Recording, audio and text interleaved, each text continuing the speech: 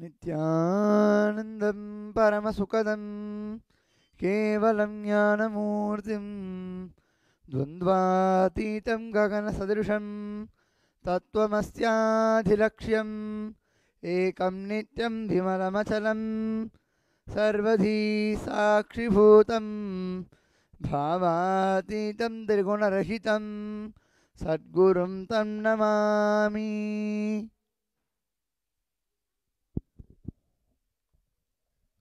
Nityananda, we welcome all the devotees, disciples, and visitors who are viewing us today. The Uttamottama Seva being offered at the feet of Sri Nityananda Sri Parashakti Sameta Sri Nityanandeshwara Paramashiva. The blessings and the grace of Sri Nityananda Paramashiva. We will be witnessing also the third day of the Salakattu Brahmotsavam, which is festival celebrated invoking the presence of Lord Venkateshwara. Uttamatam Seva is a puja where the best of the best we have from us is offered to Lord Paramashiva himself as an upachara to the supreme source of all knowledge and the world itself, Sri Paramashiva. Sri Nityanandeshwara graces us along with Sri Nityanandeshwari seated on her lap, also in the form of self-manifested Swayambhu, which was worshipped by Bhagavan Sri Ramachandra in the Treta Yuga. Just like how Sri Ramachandra had experienced oneness with Paramashiva through worship of the Linga, let us all now offer our deepest gratitude and love to Paramashiva and Swamiji as we offer this Uttamottama Seva, Uttamottama Vaksha Upachara Puja to Lord Paramashiva.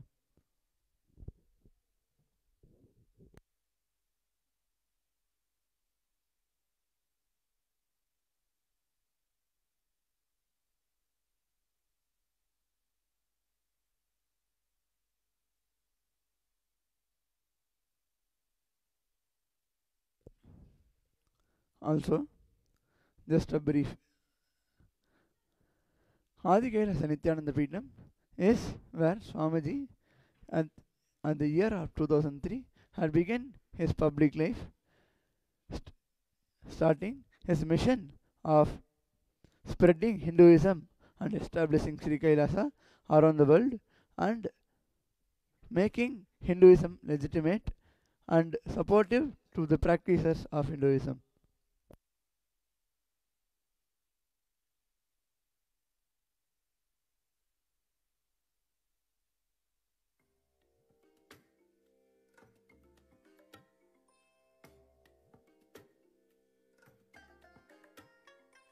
I bless you all. Let you all open all your three eyes and manifest the powers of Mahasadashiva. Om Nityananda Paramashivoham. Om Nityananda Paramashivoham. Om Nityananda Paramashivoham.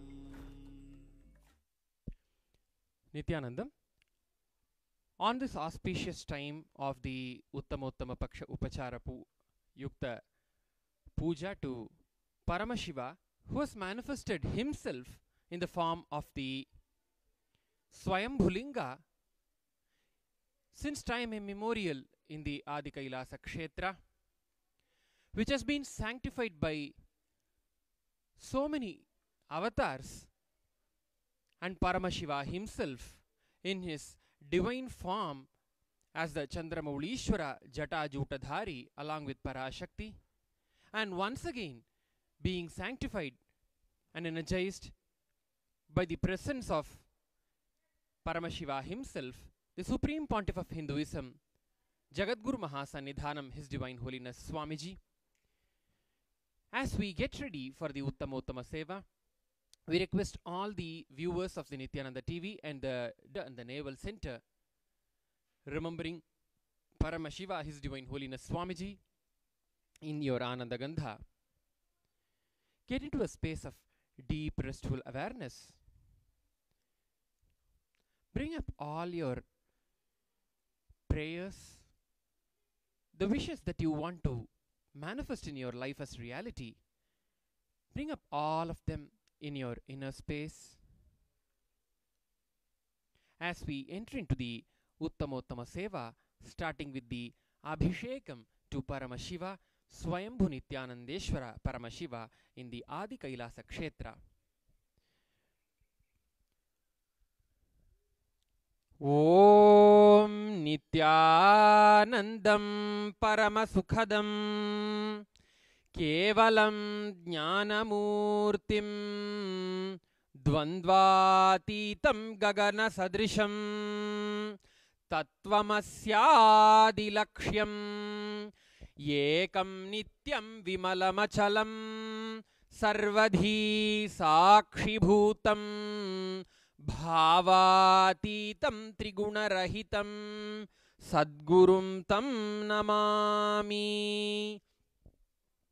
Nityanandeshwara Paramashiva Samarambham Nityanandeshwari Parashakti Madhyamam Asmadacharya Paryantam Vande Guru Paramparam Lalate Tripundri Nitila Krita Kasturi Tilakaha Spuran Mala Dhara Spurita Katika Upina Vasanaha Dadhano Dustaram Shirasi Phanirajam Shashikalam Pradipas Sarvesham Arunagiri Yogi Vijayate.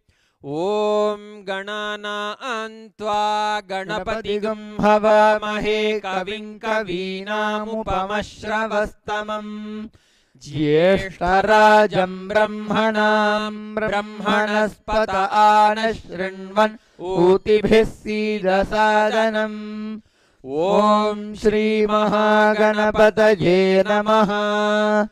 Prano Devi Saraswati Vajebhirvajinivati Dhinam Avidyavato Saraswatyai Namaha. Shri Gurubhyo Namaha. Harihi Om. Om Namo Bhagavate Rudraya. Om Namaste Rudramanyava Utota Ishave Namaha. Namaste Astu Dhanvane Bahubhyamutate Namaha. Yata Ishu Shivatama Shivam Babhuvate Dhanuhu. Shiva Sharavyaya Tavadayano Rudramridaya. Yate Rudra Shiva Tanura Ghora Papakashini. Tayanastanu Bhashantamaya Girishantabhichakashihi. Yamishangirishanta Haste Bibharshastave. Shivangiritratam Kurumahigam Si Purusham Jagat. Shive Navachasa Tva Girishachavadamasi. Yathana Sarvamijjagada Yakshmagum Sumana Asat. Adhyavotadadivakka Prathamo Devyo Bhishak. Ahigascha Sarvan Jambhajan Sarvashchaya Dudhanyaha. Asojastamro Aruna Utababhrusu Mangalaha. Ye Chemagu Rudra Abhito Dikshushrita Sahasraso Meshagum Heda Imahe. Asavyo Vasarpati Nilagrivo Vilohitaha. Utainam Gopa Adrishan Udaharjaha. Utainam Vishwabhutani Sadrishto Mridayatinaha. Namo Astu Nilaggrivaya Sahasrakshaya Mishushe. Athoje Asya Sattvano Hantebhyo Karannamaha. Pramunta Dhanvanastvamupajoratni Jorjam. यास्ते हस्त ईशभः पराता भगवो वप अवदद्यधनुस्त्वं सहस्राक्षशते शुधे निशीर्य शल्यानामुखा शिवो न सुमना भव विद्यन्धनुः कपर्दिनो विशल्यो बाणवागुमुत अनेशन्नस्त्येषव आपुरस्य निषङ्गतिः याते हेतर्मेढुष्टमहस्ते बभूव ते धनुः तजास्मान् विश्वतत्त्वमयक्ष्मजा परिबुधा नमस्ते अस्त्वायुधाजानातताय धृष्णवे उभाभ्यामुत ते नमो बाहुभ्यां तव धन्वने परिते धन्वनो हेतिरस्मान् वृणक्तु विश्वतः अतो य इषुधिस्तवारे अस्मन्निधेहितम् नमस्ते अस्तु भगवन् विश्वेश्वराय महादेवाय त्र्यम्बकाय त्रिपुरान्तकाय त्रिकालाग्निकालाय कालाग्निरुद्राय नीलकण्ठाय नित्यानन्दाय मृत्युञ्जयाय सर्वेश्वराय सदाशिवाय श्रीमन्महादेवाय नमः। नमो हिरण्यवाहवे सेनान्ये दृशाञ्च पतये नमो नमो वृक्षेभ्यो हरिकेशेभ्यः पशूनां पतये नमो नमः सस्पिञ्जराय त्विषीमते पतीनां पतये नमो नमो बब्लुषाय व्याधिनेन्नानां पतये नमो नमो हरिकेशायोपवीतिने पुष्टानां पतये नमो नमो भवस्य हेत्यै जगतां पतये नमो नमो रुद्राय तथा विने क्षेत्राणां पतये नमो नमः सूतायाहञ्च यवनानां पतये नमो नमो ॐ धूर्वधूर्वधूर्वन्तं धूर्वतयोऽस्मान् धूर्वतितं धूर्भजं भजं धूर्वामः। नित्यानन्देश्वरी पराशक्ति समेत नित्यानन्देश्वर परम शिवाय नमः। पुरुषं जगत् अभिभ्रदग्न आगहि सृजामः परिपातय नित्यानन्देश्वरी पराशक्ति समेत श्री नित्यानन्देश्वर परम शिवाय नमः। दीपं दर्शयामि। ॐ अमृते अमृतोद्भवे अमृतवर्षिणी अमृतं श्रावय श्रावय स्वाहा। श्री नित्यानन्देश्वरी पराशक्ति समेत श्री नित्यानन्देश्वर परम शिवाय नमः। नैवेद्यं निवेदयामि।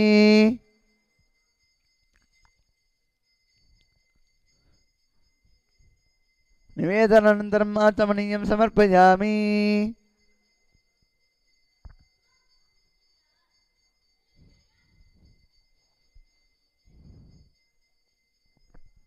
ॐ तन्महेशाय विद्महे वाक्विशुद्धाय धीमहि तन्नः शिवः प्रचोदयात्। व्योमव्योमाय विद्महे सूक्ष्मसूक्ष्माय धीमहि तन्नः सूक्ष्मः प्रचोदयात्। निरञ्जनाय विद्महे निराभासाय धीमहि तन्नः सूक्ष्मः प्रचोदयात्। श्री नित्यानन्देश्वरी पराशक्ति समेत श्री नित्यानन्देश्वर परम शिवाय नमः। कर्पूर नीराजनं सन्दर्शयामि। रक्षां धारयामि।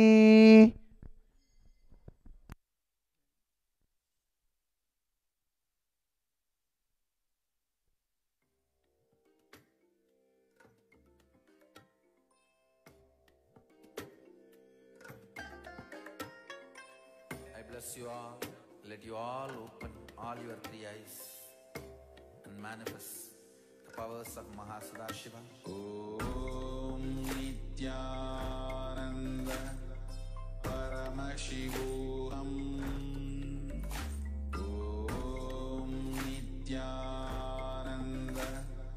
Paramashivoham. Om Nityananda.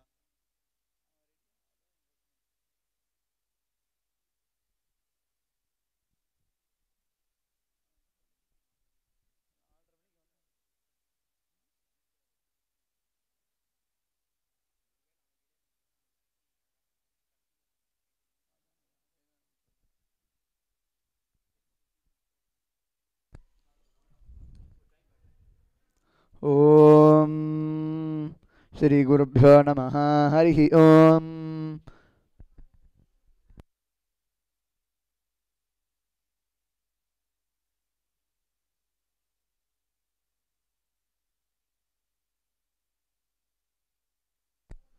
ओम यच्छन्दसा मृषभो विश्वरूपः छन्दोभ्योऽद्यमृतात् सम्बभूव समेन्द्रो मेधया स्पृणोतु अमृतस्य देवधारणो भूयासं शरीरं मे विचर्षणं जिह्वा मे मधुमत्तमा कर्णाभ्यां भूरिविश्रुवं ब्रह्मणः कोशोऽसि मेधया पिहितः श्रुतं मे गोपाय।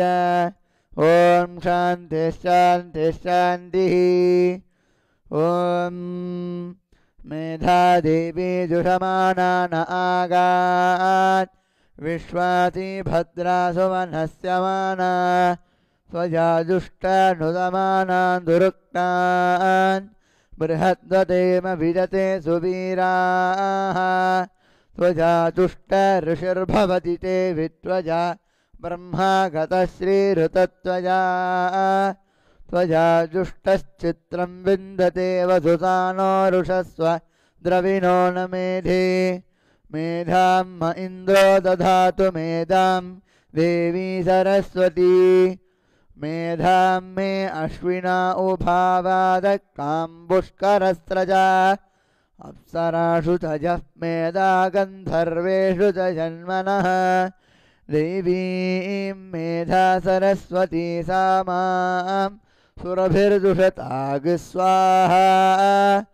आमां मेधा सुरभिर्विश्वरूपा हिरण्यवर्णा जगदीजगम्या ऊर्जस्वती वयसा पिन्वमाना सा मां मेधा सुप्रतीकाजुषन्तां मयि मेधां मयि प्रजां मयि यज्ञस्तेजो दधातु मयि मेधां मयि प्रजां मयि इन्द्र इन्द्रियं दधातु मयि मेधां मयि प्रजां मयि सूर्यो भ्राजो दधातु। ॐ शान्तिः शान्तिः शान्तिः।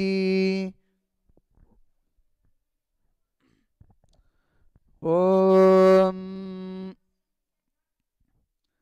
अग्ना विष्णो सजोषसेमा वर्तन्तु भाङ्गिरः द्युम्नेर्वाजेभिरागतं वाजश्च मे प्रसवश्च मे प्रयतिश्च मे प्रथितिश्च मे धीतिश्च मे क्रतुश्च मे स्वरश्च मे श्लोकश्च मे श्रावश्च मे श्रुतिश्च मे ज्योतिश्च मे शुभश्च मे प्राणश्च मे पानश्च मे व्यानश्च मे श्रुश्च मे चित्तं च म आधीतं च मे वाक्च मे मनश्च मे चक्षुश्च मे श्रोत्रं च मे दक्षश्च मे बलं च म ओजश्च मे सहश्च म आयुश्च मे जरा च म आत्मा च मे तनुश्च मे शर्म च मे वर्म च मे गाणि च मे स्थानि च मे परोगुंषि च मे शरीराणि च मे ज्येष्ठं च म आधिपत्यं च मे मन्युश्च मे भामश्च मेऽम्भश्च मेऽम्भश्च मे धीमा च मे महिमा च मे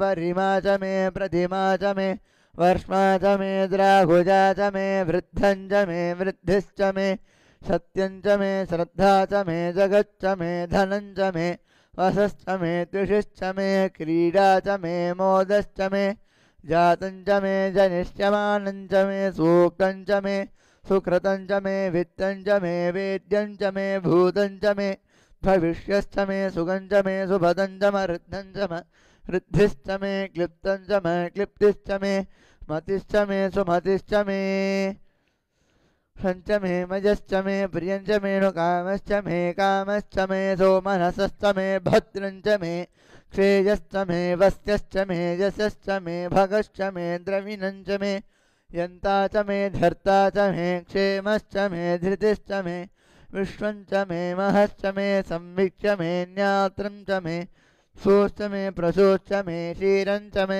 रजस्समृतं च मे मृतं च मे यक्ष्मं च मे नामजश्च मे जीवातुश्च मे दीर्घायुत्वं च मे नमित्रं च मे भजं च मे सुगं च मे शयनं च मे सुसा च मे सुधिनं च यश्च मे पुष्टं च मे पुष्टिश्च मे विभु च मे प्रभु च मे बहु च मे भोजश्च मे पूर्णं च मे पूर्णतरं च मे क्षितिश्च मे कोजवाश्च मे नं च मे कृश्च मे वीरयश्च मे यवाश्च मे मासाश्च मे तिलाश्च मे मुद्गाश्च मे खल्वाश्च मे गोधूमाश्च मे मसुराश्च मे प्रियङ्गवश्च मे नमश्च मे श्यामाकाश्च मे नीवाराश्च मे अश्मा च मे मृत्तिका च मे गिरयश्च मे पर्वताश्च मे शिखराश्च मे वनस्पतयश्च मे हिरण्यं च मे यश्च मे शीजं च मे द्रवुश्च मे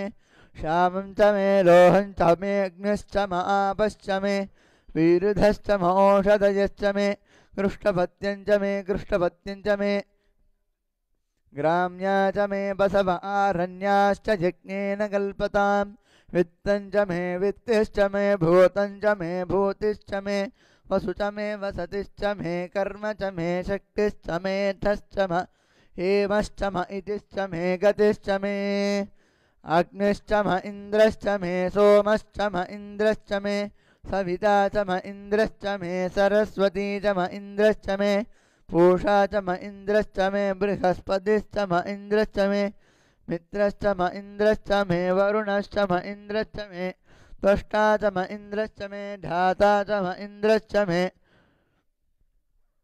अश्विनौ च म इन्द्रश्च मे मरुतश्च म इन्द्रश्च मे विश्वे च मे देवा इन्द्रश्च मे पृथिवी च म इन्द्रश्च मे अन्तरिक्षं च म इन्द्रश्च मे द्यौश्च म इन्द्रश्च मे दिशश्च म इन्द्रश्च मे मूर्धा च म इन्द्रश्च मे प्रजापतिश्च म इन्द्रश्च मे अगुंजुश्च मे रश्मिश्च मेधाभ्यश्च मे धिपतिश्च म उपागुंजुश्च मेऽन्तर्यामश्च मैद्रवाव्यवश्च मे मैत्रावरुणश्च म आश्विनश्च मे प्रतिप्रस्थानश्च मे शुक्रश्च मे मन्ती च म आगृजनश्च मे वैश्वदेवश्च मे ध्रुवश्च मे वैश्वानरश्च मरुतग्रहाश्च मे दिग्राह्या सम ऐन्द्राग्निश्च मे वैश्वदेवश्च मे मरुत्वतीयाश्च मे माहेन्द्रश्च म आदित्यश्च मे सावित्रश्च मे सारस्वतश्च मे पौष्णश्च मे पातिभदश्च मे हार्योजनश्च मे इद्मश्च मे बर्हिश्च मे वेदिश्च मे दुष्णिया च मे क्षुरश्च मे समसाश्च मे ग्रावाणश्च मे स्वरवश्च म उपरवाश्च मे दिशवने च मे द्रोणकलशश्च मे वायव्यानि च मे भूतभृच्च म आदभनीजश्च म आग्नेयं च मे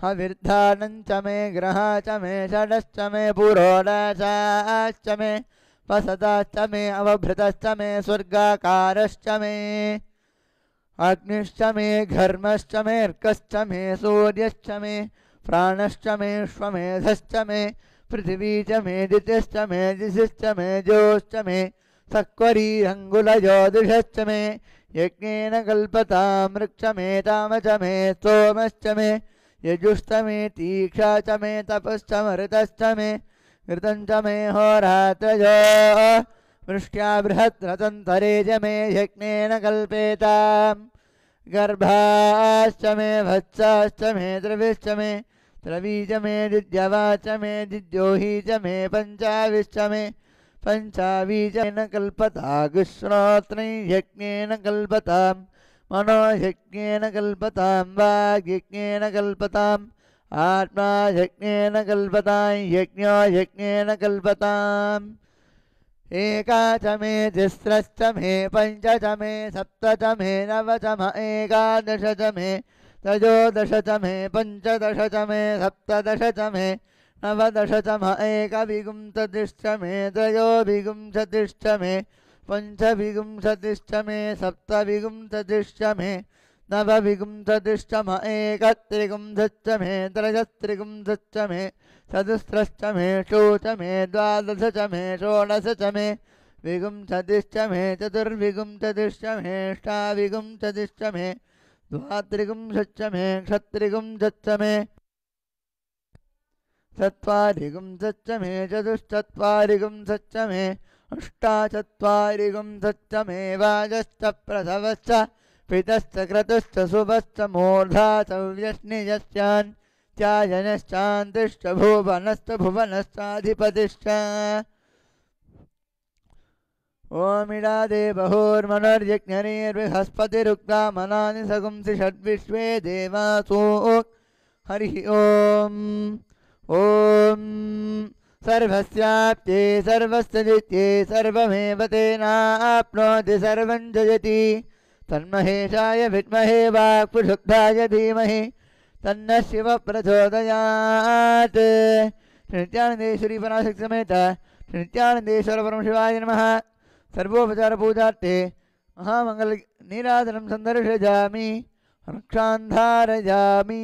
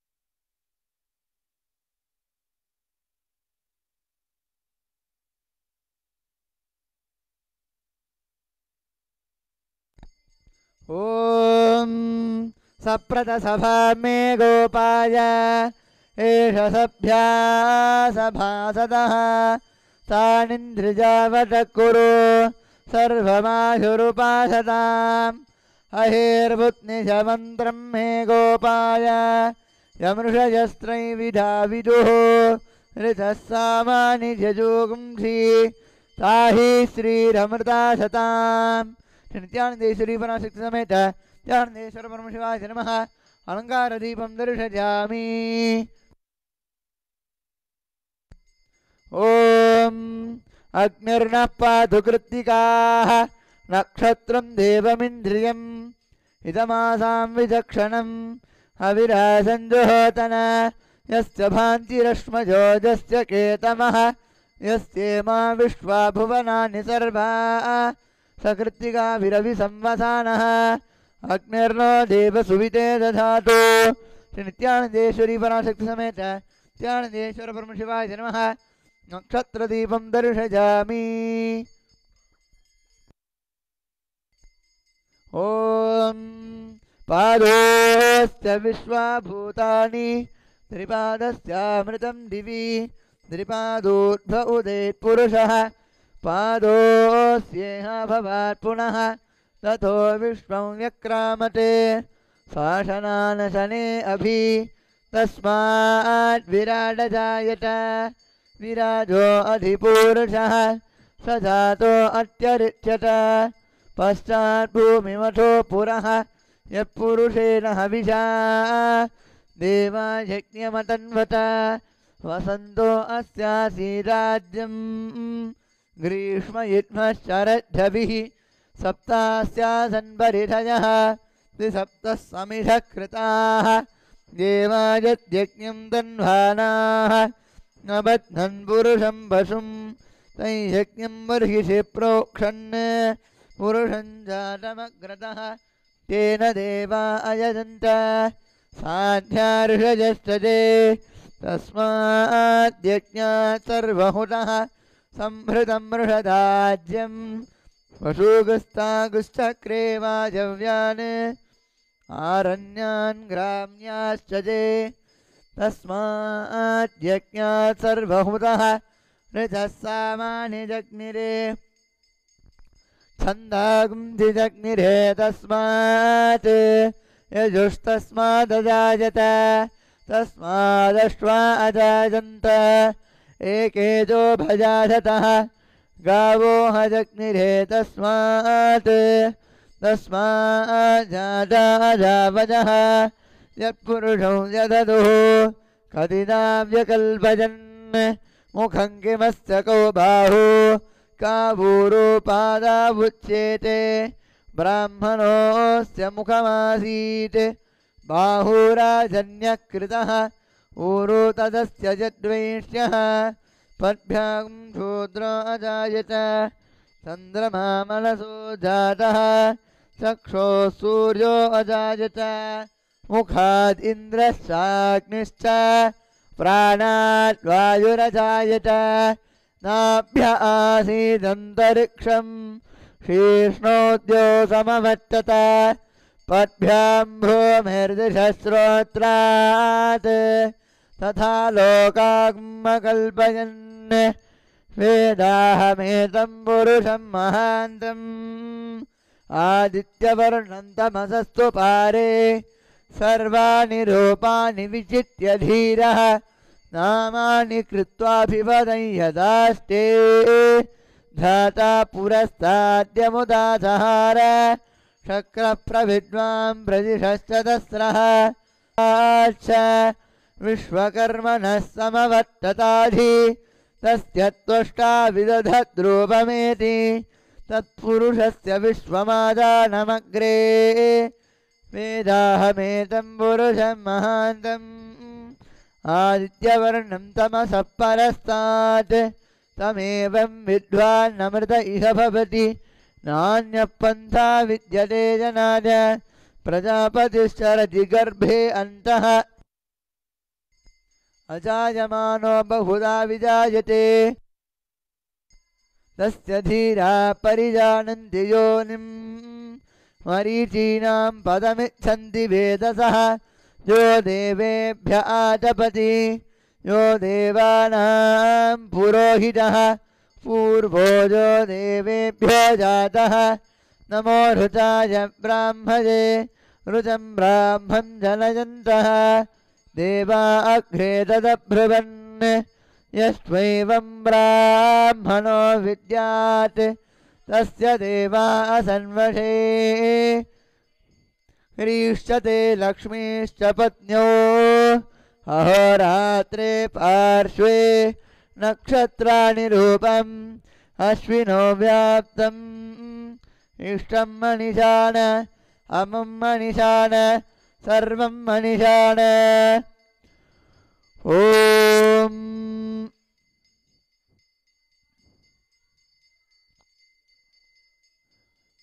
सहस्राणि सहस्रशोदे रुद्रा अधिभूम्यां तेषां सहस्रजोधने वधन्वानि तन्मसि अस्मिन् महत्यर्णवेऽन्तरिक्षे भवा अधि नीलग्रीवाश्चितिकण्ठा शर्वा अधः क्षमाचराः नीलग्रीवाश्चितिकण्ठादिभगं रुद्रा उपसृताः ये वृक्षेषु सस्पिञ्जरा नीलग्रीवा विलोहिताः ये भूतानामधिपतयोऽभिषिकाधक्कवर्धिनः ये अन्येषु विविध्यन्ति पात्रेषु विपतोदनान् ये पताम्बितिरक्षय ऐलभृडायव्युधः ये तीर्थानि प्रचरन्ति श्रिकावन्तो निषङ्गिनः ययेतावन्दश्च भूजागुन्दश्च दिशो रुद्राविजस्थिरे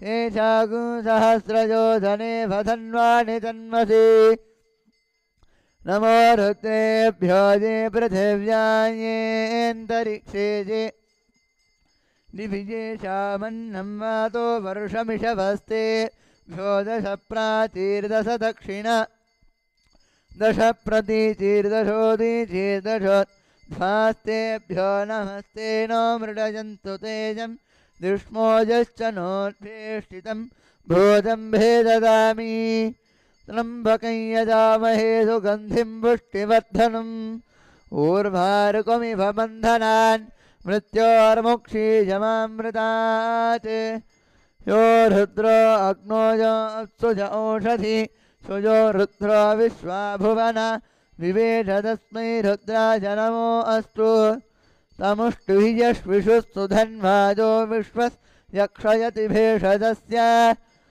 यक्ष्वामहेशो मनसाय रुद्रं नमो भिर्देवमसुरन्दुवस्य अजं मे हस्तो भगवान् अजं मे भगवत्तरः अजं ये विश्वभेषजो जगं शिवाभिमर्शनः एते सहस्रमयुतं पाशा मृत्यो मत्याय हन्तवे तान्यज्ञस्य माजया सर्वान्नमयजामहे मृत्यवे स्वाहा मृत्यवे स्वाहा ॐ नमो भगवते रुद्राय दृष्टवे मृत्युर्मे पाहि प्राणानां ग्रन्थिरसि रुद्रो मा विषाण्डकः तेनान्नेनाप्यायस्व नमो रुद्राय दृष्टवे मृत्युर्मे पाहि ॐ शान्तिः शान्तिः शान्तिः ॐ राजाधिराजाय प्रसंयसाहिने नमो भजम्बै श्रवणाय कुर्महे समे कामां कामकामाय मह्यं कामेश्वरो वै श्रवणो दधातु कुबेराय वै श्रवणाय महाराजाय नमः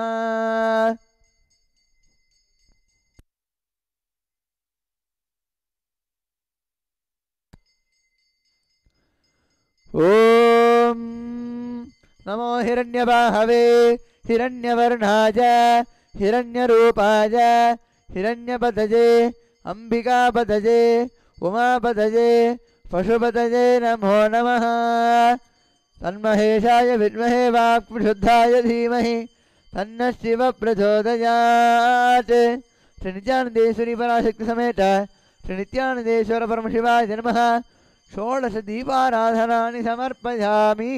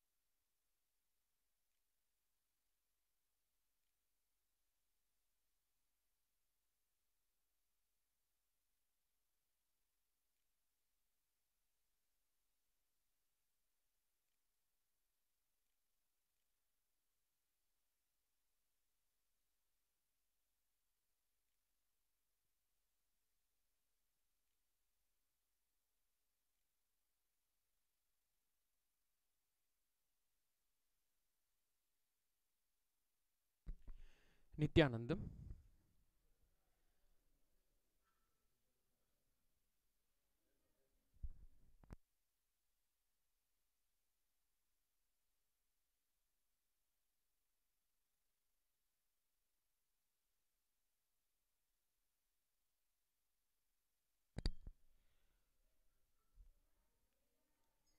Paramashiva, who is beyond the form and the formless, assumes various different forms during the process of creation, sustenance, destruction, putting and pulling out of delusion, and liberation. Paramashiva, Sadashiva, has 5 faces: Sadyojata, Vamadeva, Aghora, Tatpurusha, Ishana. Among the 5 faces of Paramashiva, the Vamadeva face of Paramashiva is the embodiment of Mahavishnu, the god of sustenance. Mahavishnu, Sriman Narayana, has assumed various forms through the forms of his incarnations. One of his very powerful incarnation, Avatara, is the avatar of Sri Srinivasa in the beginning of the Kali Yuga, beginning of the Krita Yuga. Sri Srinivasa, Sriman Narayana, came down to the planet Earth and started residing in the Venkatadri, Venkatachala, atop the hill of Venkata, along with his consorts Sri Devi and Bhudevi. In the Kali Yuga, Sri Venkateshwara Swami, out of his deep compassion, decided and started gracing through his form, which became visible to all the beings. Sri Venkateshwara Swami is Kali Yuga Varada, the boon giver for all the beings in the Kali Yuga. He showers with intense, immense wealth, made both material and the spiritual wealth. His consorts Sri Devi, Bhudevi and Mahalakshmi manifest all the best things, all the prosperity in one's life. Kubera, the god of wealth, the Yaksha, who's the god of wealth, serves Sri Mahalakshmi as her devotee. Today, as a part of the Uttama Seva, we offer the worship to Sri Venkateshwara Swami, Sri Devi, Bhudevi, Sri Mahalakshmi and Sri Kubera.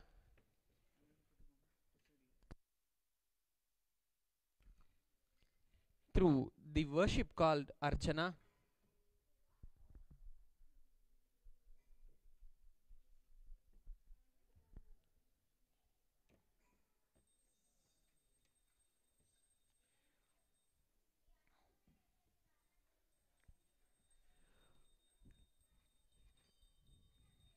ईशानां जगतोऽस्य वेङ्कटपतेर्विष्णोः परां प्रेयसीं तद्वक्षस्थलनित्यवासरसिकां तत्क्षान्तिसंवर्धिनीं पद्मालङ्कृतपाणिपल्लवयुगां पद्मासनस्थां श्रियं वात्सल्यादिगुणोज्ज्वलां भगवतीं वन्दे जगन्मातरं श्रियः कान्ताय कल्याणनिधये निधयेऽर्थिनां श्रीवेङ्कटनिवासाय श्रीनिवासाय मङ्गलम्। कमलाकुचूचुककुङ्कुमतो नियतारुणिता तुलनीलतनो कमलायतलोचन लोकपते विजयी भव वेङ्कटशैलपते शान्ताकारं भुजगशयनं पद्मनाभं सुरेशं विश्वाधारं गगनसदृशं मेघवर्णं शुभाङ्गं लक्ष्मीकान्तं कमलनयनं योगिभिर्ध्यानगम्यं वन्दे विष्णुं भवभयहरं सर्वलोकैकनाथम्